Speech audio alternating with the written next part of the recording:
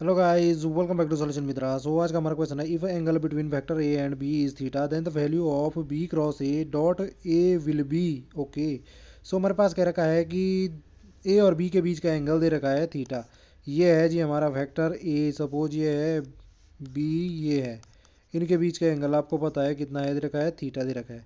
तो हमें पूछ रखा है कि ये वाली जो टर्म है यहाँ पे, इसकी वैल्यू निकालनी है। सबसे पहले इसमें क्या है हमारा, जैसे बी क्रॉस ए निकालना है, तो बी क्रॉस ए क्या हो जाएगा, वो हो जाएगा बी इंटू ए इंटू क्या हो जाएगा हमारा साइन थीटा इंटू क्या हो जाएगा एन कैप। यही होता है क्रॉस प्रोडक्ट, दो वेक्टर का क्रॉस प्रोडक्ट होता है आपका उन दोनों का प्रोडक्ट इंटू क्या कर दो, उनके बीच के एंगल का साइन थीटा ले लो और एन कैप लगा दो। तो एन कैप जो होता है यहाँ पे वो बी क्रॉस ए की डायरेक्शन बताता है, और जो एन कैप होता है वो ए और बी दोनों के परपेंडिकुलर ऐसे कहीं होगा।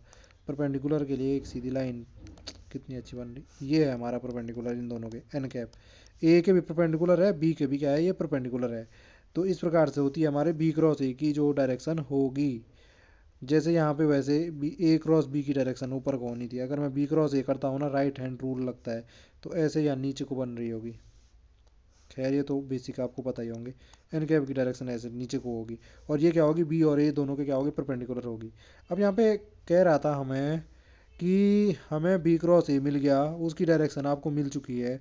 अगर मैं इसमें इस वाली जो टर्म है इसमें इसका डॉट प्रोडक्ट लेता हूँ ए के साथ, तो मैं इसका डॉट प्रोडक्ट ले लेता हूँ, सपोज बी ए साइन थीटा एन कैप जो है, इसका हम डॉट प्रोडक्ट ले रहे हैं ए के साथ में। तो ये कितना हो जाएगा डॉट प्रोडक्ट, आप जानते हो क्या हो जाता है, इनका क्या ले लो, मैग्नीट्यूड ले लो, और उसका भी पीछे वाले का भी मैग्नीट्यूड ले लो। इनके बीच का जो एंगल होता है कॉस थीटा, उसको देखो।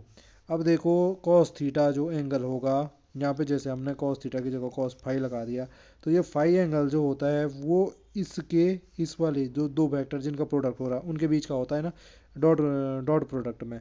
तो यानी कि इसके और इसके बीच का है हमारा ये फाई एंगल। तो देखो ए बी क्रॉस ए की डायरेक्शन तो ये है, इसके और ए के बीच कितना एंगल बन रहा है, 90 डिग्री बन रहा है। और जैसे मैं यहाँ पे फाई की वैल्यू 90 डिग्री रखूँ, यही हमारा फाई है, ठीक है। अगर मैं 90 डिग्री रखता हूँ तो कॉस 90 क्या होता है, जीरो होता है, और जीरो इंटू समथिंग क्या हो जाएगा, जीरो हो जाएगा। यानी कि जो हमारी ये टर्म है B cross A dot A, ये किसके बराबर आने वाली है, जीरो के बराबर आने वाली है। तो ऑप्शन में कहीं दिख रहा है, ऑप्शन में बिल्कुल दिख रहा है, ऑप्शन नंबर सी, जीरो। तो ये जो हमारा गिवन टॉपिक था, इस प्रकार से हम क्या कर सकते थे, यहाँ पे इसको फाइंड कर सकते थे। आई होप जो ये कॉन्सेप्ट हुआ कि समझ में आया होगा। अगर आपको वीडियो पसंद आई है तो प्लीज़ चैनल को सब्सक्राइब करना ना भूले, ताकि हमें जो इसी प्रकार का कंटेंट है वो बनाने का मोटिवेशन मिलता रहे।